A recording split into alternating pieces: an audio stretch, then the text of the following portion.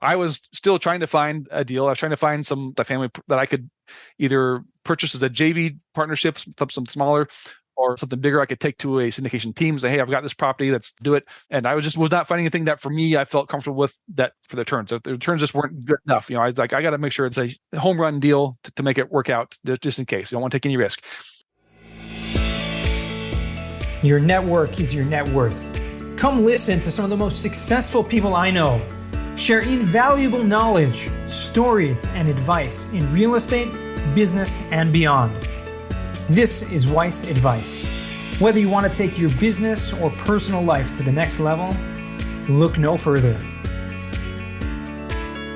Welcome back to another episode of Weiss Advice. I am your host, Yona Weiss. And I usually say this is like a journey, a podcast. We're on a trip together or something. You may be in a car, you may be in an RV, traveling down the road. Who knows? Nobody knows, but you know. And I'm glad to be today with Don Spafford, who is the RV specialist at Happy Camper Capital. Guys, let's take a minute to just bask in the delight of having Don on the show. Finally, thanks so much for joining me. How you doing? Yeah, my pleasure. And yeah, finally, like you said, it's been a long time, I guess, in the hopes and coming that I'd one day end up on the Weiss Advice podcast. And here I am. Well, you can retire now, a happy man. You've accomplished everything you set out to accomplish. That's right. But it's awesome, guys. I want to give a little bit of context if you guys don't know who Don is, which you probably do already by now, which is just a testament to his consistent putting in efforts on social media, on the podcast, loop, getting around there. But he is a real estate investor. He's from Idaho. That's right, guys, Idaho. I'm sure he's going to tell us a little bit more about how beautiful it is up there. And he specializes specifically now in what I mentioned before, RV parks, right? Campgrounds. This is an asset class that we have not really touched on at all in this podcast. I myself have actually invested in at least one RV park. I'm not going to tell you guys all my secrets on this show, but it is something that I believe in. There are, great returns in there, like all types of real estate. You can find great deals. So love to have you on the show and, give us a little background, how you got started and, what are you up to? Yeah. Well, thank you, Yona. As probably many people know, at least the ones that follow me on LinkedIn, I'd say most of them should know that by now that, I definitely attribute much of where I'm at today because of you. You do your LinkedIn challenges and social media stuff, which at the very beginning, I had zero social media presence at all. And I was inspired by others doing your challenges. I got to get out there and do this. I was not ready to join your challenge right away at the beginning, but it inspired me to get started and do my own posts and just, get the momentum going. And so I thank you, Yona, for doing all you do to help inspire people like myself to become better. That's awesome. I remember very vividly when you did, your first video, right? It was like really uncomfortable, right? Wearing your bigger pockets shirt and, just getting out there, doing something out of your comfort zone. Now, today, I want you to continue, but I want to just digress here for a second because I don't want to forget this question. Knowing now what you knew then, right? And I remember my first video that I put up online, I was like so uncomfortable and so nervous about it. And you just do it, just post it and that's it. Forget about it. I mean, some people do it and just delete it after a minute, but looking back on that, like, how do you feel about that? Yeah, well, I'd say it was probably one of the best decisions I've made, I guess, for my, professional career, we'll say. As you said, for me, it was one of those things where I could have just made a simple post, like, just words or something, but I wanted to go big. I was like, if I'm going to do this, I got to just go all out and, push my comfort zone to the limit. And so, I'm going to make these 5 videos in 5 days. Just, I didn't really have much to talk about. I was no, professional in any sense, but I was like, I'll talk about what I like, what's influenced me. So I talked about many of the podcasts I listened to and things that I've done or read that influenced me to help me get to where I was even at that point, just from investing in real estate. And so, those videos, and the first one, like you said, I had it there. I uploaded it. I was like, I don't want to do this. I was about ready to not do it, but I was like, nah, what do I got to do? I just put it out there. And luckily, even by that point, I had made up several connections already by going just to online meetups that had good support from people like yourself that were just kind of cheering me on and helped me feel good about doing it and want to continue. So, and myself knowing that I had people that contacted me afterwards that, I guess, thanked me for helping influence them to want to do it also, just to kind of also to get out there and get out of the comfort zone. So that was great for me to have that type of response. And so, since then, it's just, I've tried to keep it going. It was kind of somewhat inconsistent at first. I'm trying to post at least daily. I'll say weekday daily, like Monday through Friday. I tried to stay off social media on weekends, but anyway, so yeah, it's been fun, and it's to the point now where I try to get creative with it and try to have some fun with it, and hopefully I'm at least doing that. That's important. You got to get creative and you got to have fun. And like the sign on your virtual background says, invest where you play, right? You got to have fun. You got to have fun in life and in business. And tell us what that means to you, why you have that up on your background. Yeah, well, that goes along with we invest in with these RV campgrounds, so I tell people that if you invest in an apartment building, you're probably not going to live there and not likely going to have a barbecue in the parking lot with your friends. But, if you are an RVer, like outdoor camping or, just outdoor sports, water skiing, boating, whatever, all these outdoor activities, those are all part of what, our community is with Happy Camper Capital. We invest in these outdoor hospitality resorts. And, if you enjoy that, you can go there and play, but also invest in there. So, you're enjoying your investment more than just having it on paper and talking about it. You get to go there and hang out and have fun with your friends and family, have great discussions about investing in real estate while at the place you're investing in. So, yeah. Sure. It's a business, it is real estate, obviously, but it's a business in of itself because it generates revenue differently. Maybe you might have multiple streams of revenue on the campground besides for just like the lot rent, spending some time there. Like you said, there may be some more resort activities involved. Maybe you have some boat storage or all kinds of things like that. Maybe you can give us some insight to that because, like you said, it's very different from just investing in a multifamily property. It has the same principles. Obviously, you're looking at the income, you're looking at expenses, you do own land. It is real estate, obviously, but it's more like a business than in a different way. Your customers or your clients are different than just long-term tenants, which is, I think, what makes it kind of unique. It's more like, I would compare it more to a short-term rental, vacation rental in that sense, or even a restaurant where, you may own the building, you have something, but you can go there and you can hang out and you can, like you said, you can have fun and you can bring people there and enjoy your own business and enjoy, what it offers to the public. Yeah. And that's a perfect analogy. That's usually how I tell people to think about it. It's, like I said, a short-term rental at a multifamily scale, really. So that produces high income for these properties, and we don't have to worry about, eviction moratoriums or tenant turnovers and, replacing carpets and appliances and that kind of stuff. So it makes it it gets less stressful and easier overall just to manage it. So yeah, we enjoy it. Have you done any other things just for, for my edification and for the listeners, like what other things you've been involved in the real estate world besides, and we'll get back to campgrounds in a minute because I'm still interested in it, even though I've done my own research, but it's something, like I said, we haven't really talked about. So actually, you know what, let's hold the question. We'll come back to the question I just posed, but let's stick on campgrounds for a minute. What are some of these other income streams that are involved, at the campgrounds besides for just, lot rent? I haven't been personally to a campground in many years, but I don't even know what's involved there. Yeah, like you said, there can be many, typically around 10, usually different income streams. So yeah, you got your lot rents, which is, basic, aside from that, just any other, we'll say campsite rental space. You might have cabins or, tent camping spaces, people will pay for that. So we'll conclude all that and say the lot rent for those. Then you can have, of course, most places are going to have like a convenience store. So you're going to have just, general goods you're selling, snacks and whatever, fishing gear, oil, that kind of stuff people would want. Then you may have a restaurant on site, as you mentioned, which also creates its own revenue stream from that. Typically, we don't want to run the restaurant. We'll just own the building and rent out the building to a restaurant owner who wants to operate there. Then we have, for example, you may have, depending if it's on a place with water features, you could have a boat rentals or like paddleboard rentals. Well, we typically we're planning to, as we implement our CapEx on properties we take over, we look to implement basically like a RUBS feature, or we'll charge back the electricity usage that people are using. Particularly if you think about for the electric vehicles that come through, they're going to suck up a lot of electricity. So we want to make sure that they're paying for that electric use. Then you're going to have, well, again, it could be very good. Every property is going to be unique in its own way. You may have something with like horses. You could have like horseback riding stuff going on. People pay for that, or ATVs, kind of similar type thing, or golf carts to get around the property. Could have a golf course on site or something. We're going to pay to use that. Lots of things. The cool thing is like pretty much anything you can think of to do, you can probably do there and create a new income stream. You might have a water park feature on site. You're going to pay to use that water park. Yeah. We have some places we'll put in like an amphitheater to have like concert events, so people that are maybe not even coming there for camping, they'll come there for these other experiences too, just to come there and go to a concert, go to these water parks and things, and still be there to spend money on site, not necessarily for camping. That's really cool. So, I would imagine there's probably a team in each one of these kind of on-site staff at a lot of these parks, right? And, possibly even like a marketing, or events coordinator type manager that could even, do some of these things or bring events or bring groups and things like that to these parks. Right. Yeah, exactly. And that's, other things. There's There could be large buildings or like a barn type thing on site that do wedding receptions, corporate events, family reunions, all kinds of things where people would rent out that space and use as well. But yeah, it's pretty incredible when you get down to those numbers. But yeah, there's going to be a campsite manager on site, then all the staff to support all those different things.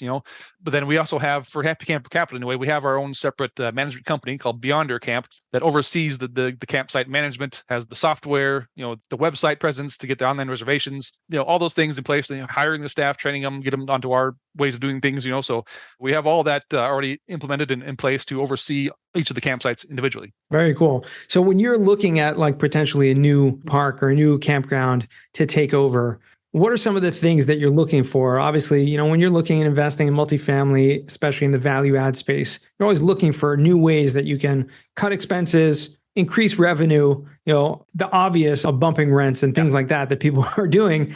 Right. Is it kind of the same thing? Are there different aspects that you're looking for?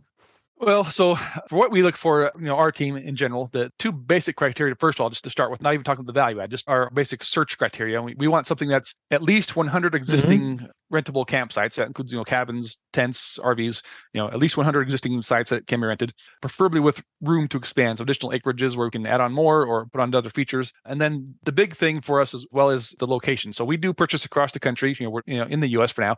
We may expand into Canada possibly here soon, but for now we focus in the US. Across the country. We're not, isolated to a certain region or state, but we want to have something that is within about a 2 or 3 hour drive of a major city.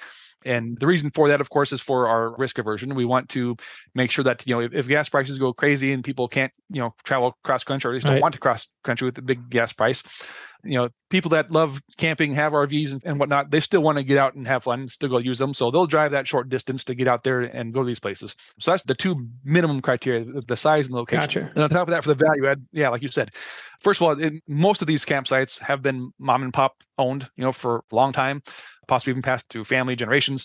And so typically, they're living there and they're doing the job of like 6 people themselves, so they're very much, overworked and can't really keep up to be efficient. And so first of all, there's just that alone, right? So we'll get in there, bring in the proper staff and things to make it just run better.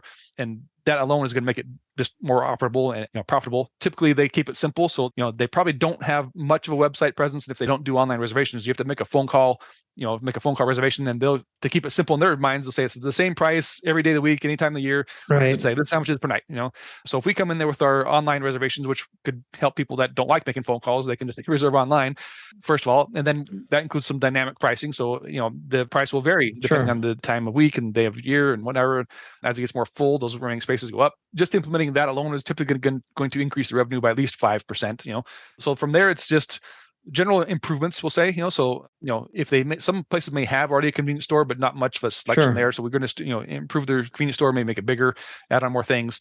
Then we look to add on additional features. Like I said, if needed, add in an amphitheater, or possibly a lazy river, or, other just cool amenities that people will want to come and do. And then, of course, the expansion, right? So if we have, say, 150 campsites, but there's room to add on and demand for another 50 or so, we can add those on and, make it bigger and therefore, more profitable as well.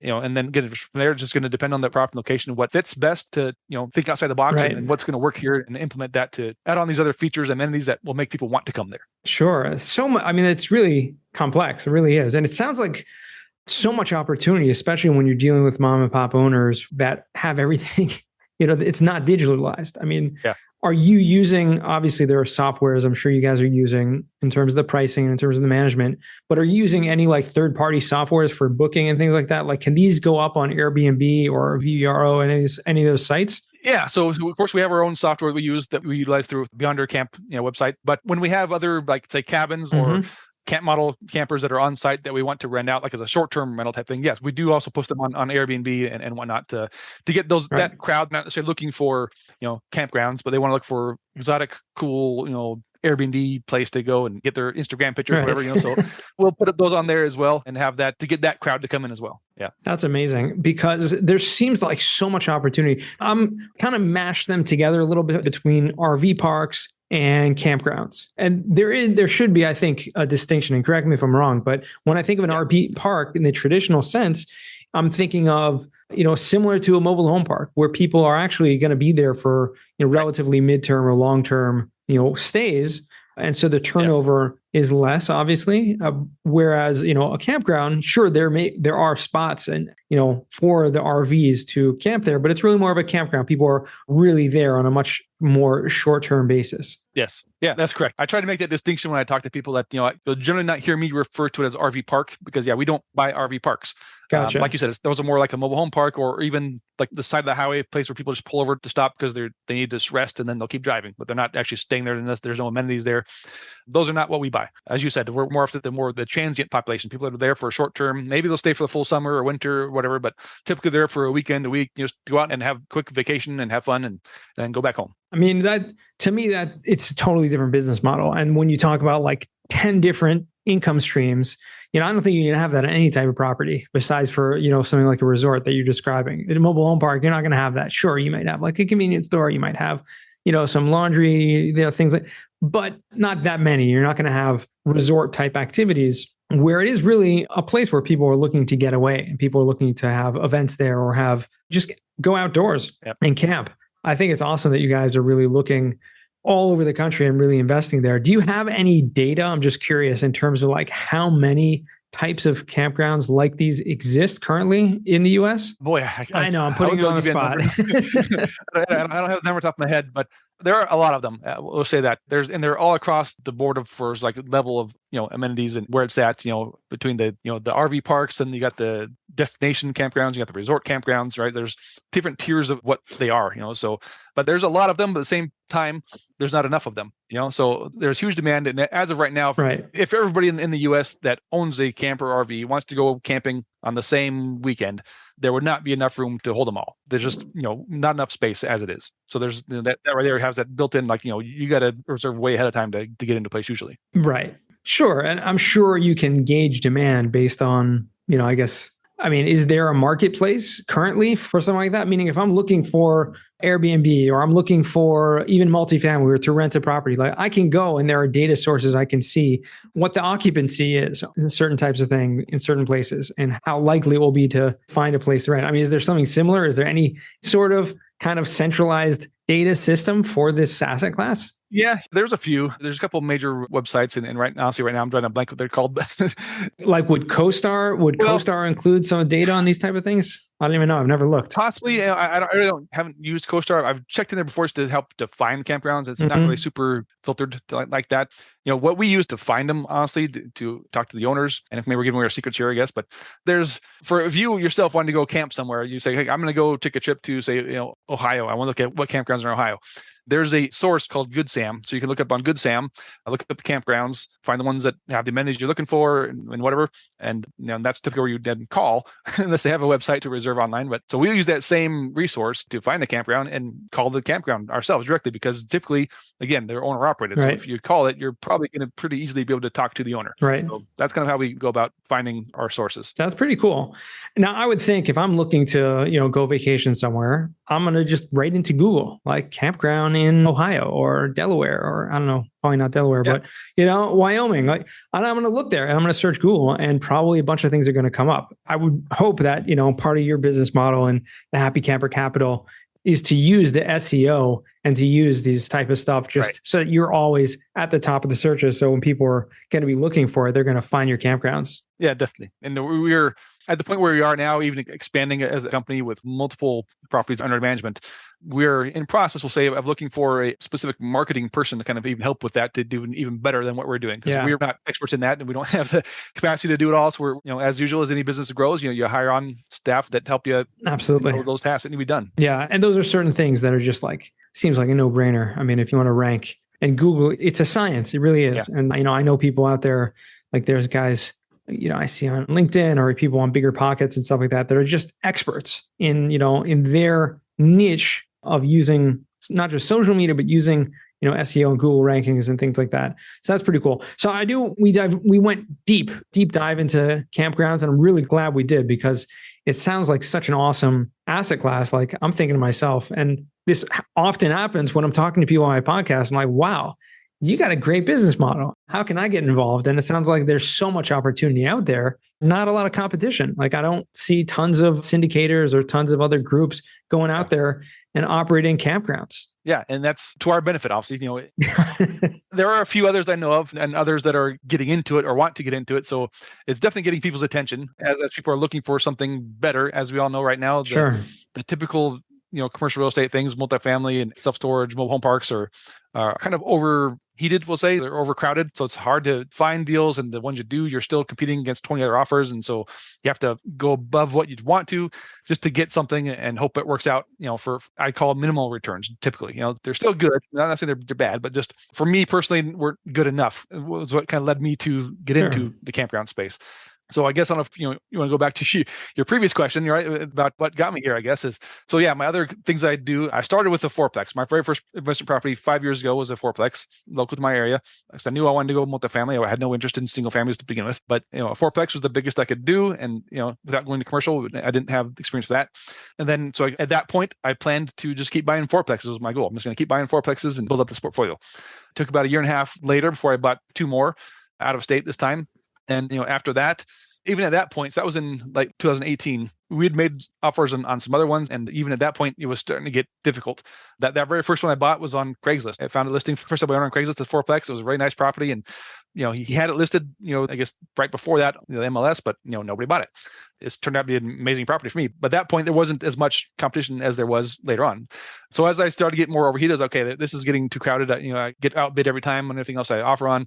So I was trying to doing something else. And luckily by this point, I'd sort of built up a network. I still was not active on social media at all. The only place you could find me really was Bigger Pockets. I was kind of active on there, asking questions, answering questions and whatnot. And so reaching out to podcast guests, that were on their show, I'd say, hey, I loved what you talked about and love to learn more. And, doing that just built up great connections for me just from doing that alone, which I definitely always encourage people to, if you listen to podcasts, you like what somebody's saying, if you like what I'm talking about, feel free, please reach out and talk to me. I'll be happy to talk to you. So I did that, and getting on people's email lists and, brokers lists, wholesaler lists, things like that.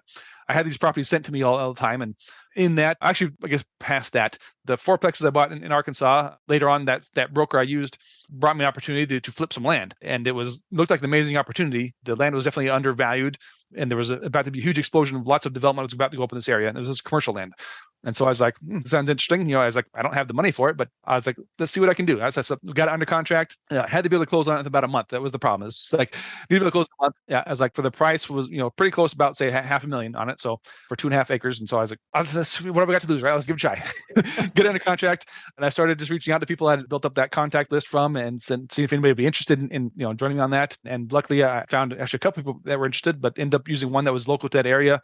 He does a lot of house flips. So he already had a contact list of private investors. So his resources to get the capital to purchase it. Mm-hmm. And then, we were planning to hold it for a year and sell it, a year later to get the long-term gain. But that year later was 2020. So we couldn't just yet. So we held on to it a bit longer. But that property led to another one down the road. I got a smaller lot this time to build on. So again, got under contract, went and found a partner that would want to join me on this time, intent to build, not just to flip the land, wanted to build on it. So at that property, we're going to be building a 5-unit strip mall on there.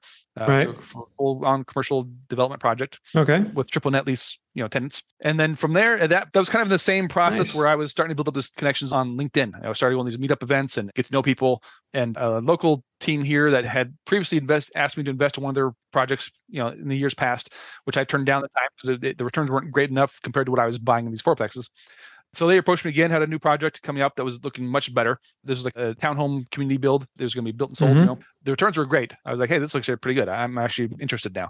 So I mentioned to them, I was like, hey, I'm now network with lots of other investors and people that may be interested in this as well. I was like, if you would be willing to let me join you guys, I could probably help you bring capital to your deals. So they agreed. And so I joined up with their team. And pretty much soon after that, this was now my first syndication deal I got involved in. Mm-hmm. Right after that, this opportunity came up to do this huge development of 800-unit project in multifamily. So I got involved with that, helped raise capital for that deal, which was my first experience raising capital. And being a development project was a bit more complicated. It was not easy raising capital as much as people think it is. Sure. But on top of that, it was a development project, and nobody knew me really well to trust me enough anyway. So it was difficult, but I still did fairly well for my first attempt. That's awesome. Wow. I'm sure you learned a tremendous amount through that process. Yeah. And then and with that team, we've got another project we're working on now, which was great. So in that time frame, this was still, early 2021.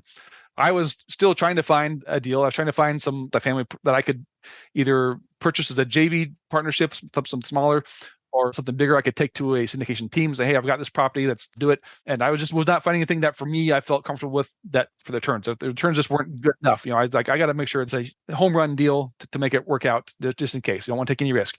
And so I was not lucky, not finding anything that I liked. I looked for more syndications. Okay, well, I could just still invest as an LP investor in somebody else's deal.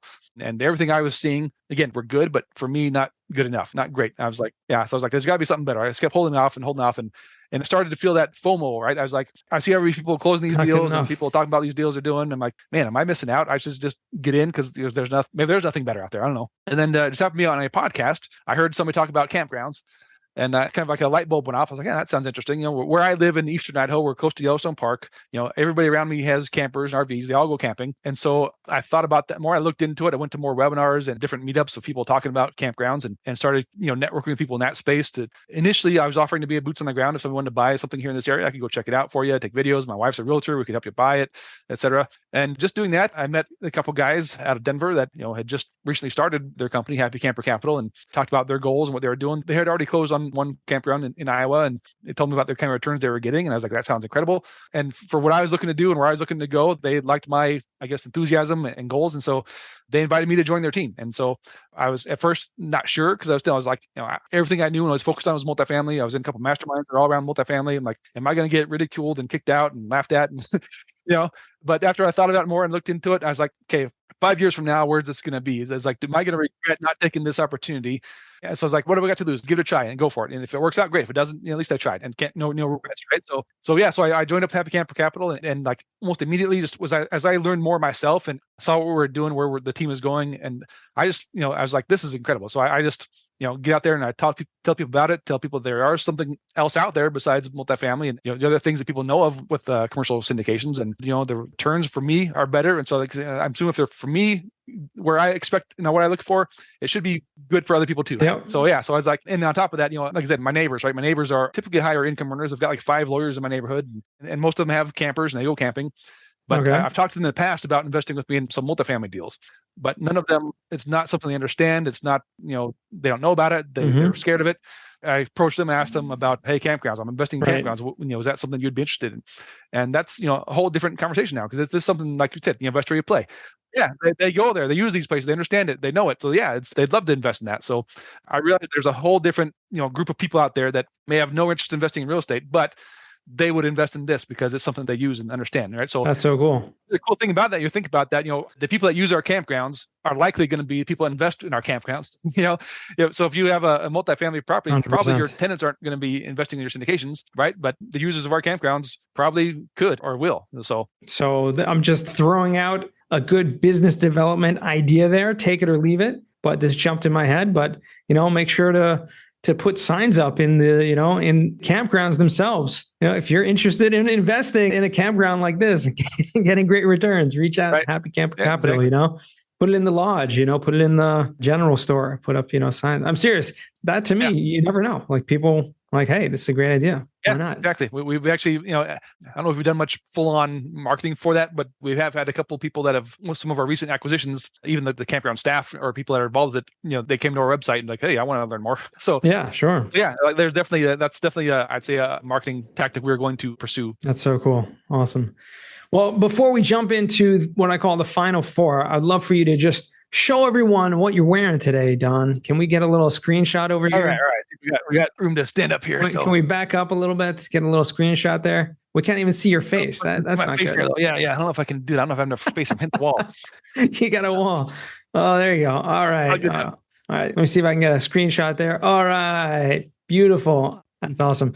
Because he's wearing the Weiss Advice t-shirt, guys. If you want a Weiss Advice t-shirt, all you got to do is make a post on social media about an episode that you listened to that you enjoyed, leave a review and reach out to me and let me know and we can make it happen. So Don, have a seat and I'm going to throw out to you the final 4. First question to you is, what is the worst job that you ever had? That was kind of hard. Honestly, I have not had many jobs, which is, I started working when I was 14 years old and every job I've had, I typically stay there several years. So I wasn't ever a job hopper, but I'd say the worst one, probably one summer, I worked with a construction crew. Like we did some roofing and siding and stuff.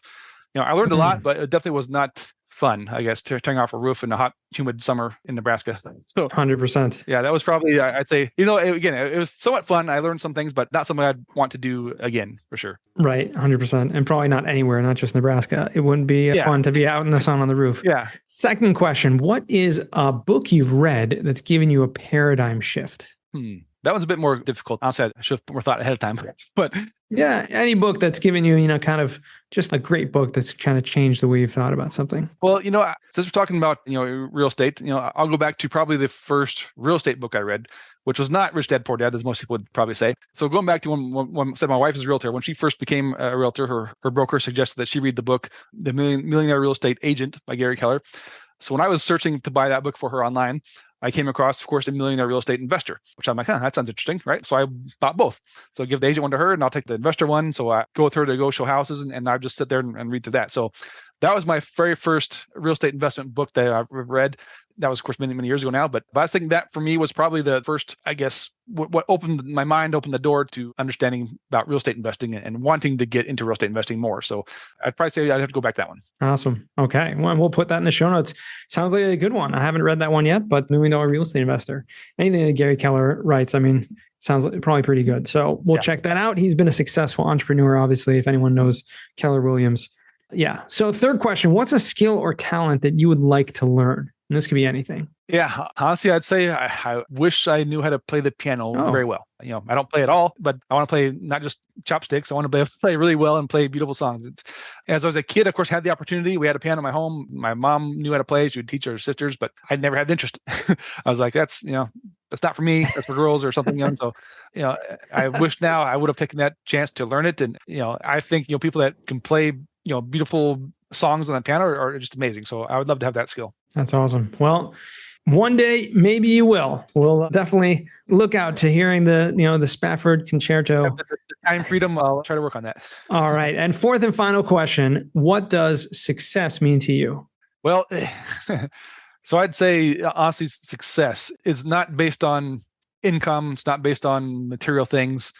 It's, being able to have the freedom to do the things you want to do and be with people you want to be, having that time freedom, financial freedom to do those things, to dedicate time to helping others and to being with your family and creating memories, so, having a huge house and expensive car is not going to be fulfilling. Yeah. That just helps your pride maybe, but that doesn't really matter in the long sense of things, right? So yeah, being able to do what you want when you want, I guess, is really success. You're not being told you have to work so many hours, you can't take a vacation because you got to get this project done or whatever. So, or if your mom's sick in the hospital, you can spend time with your mom and not say, I got to work. So that's for me success. 100%. Well, I love that. Love that answer. And finally, Don, where can our listeners find you, or what's the best way for them to reach out to you? Well, as we discussed, of course, LinkedIn, I'm pretty, I guess, active there. I try to be anyway. So you can definitely find me on LinkedIn. I'm also on Facebook now as well. You can also go to happycampercapital.com. You can contact me there. We have under our About Us tab, you can find my profile and even my calendar link, so you can set up a time to talk if you want. Feel free to email me. Of course, if you're watching this, we got my email behind me, don.spafford@happycampercapital.com. I'd be happy to talk to anybody that wants to know more about investing in campgrounds or just about real estate in general. I'm happy to help. Awesome. Very cool. We'll make sure to put all that in the show notes. And really a pleasure, Don. I'm so glad we can make it happen. And thank you for joining us again. This has been a lot of fun. Yeah, for sure. My pleasure. And can't wait to get my full-on Wise Advice swag entourage outfit. So, the bodysuit. Yeah. The Wise Advice spacesuit. Something like that. I look forward to making it. And then we'll get it out there. We'll get it out to you. And to our listeners, guys, thank you again for listening all the way to the end once again. And remember, the best advice comes only when you ask. Real quick, I have one question for you. Did you like this episode? If you did, I want to ask you a huge favor. See, the biggest thing that helps this podcast grow and that will spread this message to the whole world is that if you leave a review, a rating, and subscribe to the podcast. What that does is it basically tells the platforms that this podcast is out on is that you like my stuff and I'm doing something right. So take a few seconds out of your day, hit that subscribe button, leave a rating or review. I would be extremely grateful. Also, I want to hear from you guys. So I want to hear some feedback. If you have any questions for future episodes, please find me on LinkedIn. Send me a DM, a connection request, Yona Weiss, and I'd love to hear from you.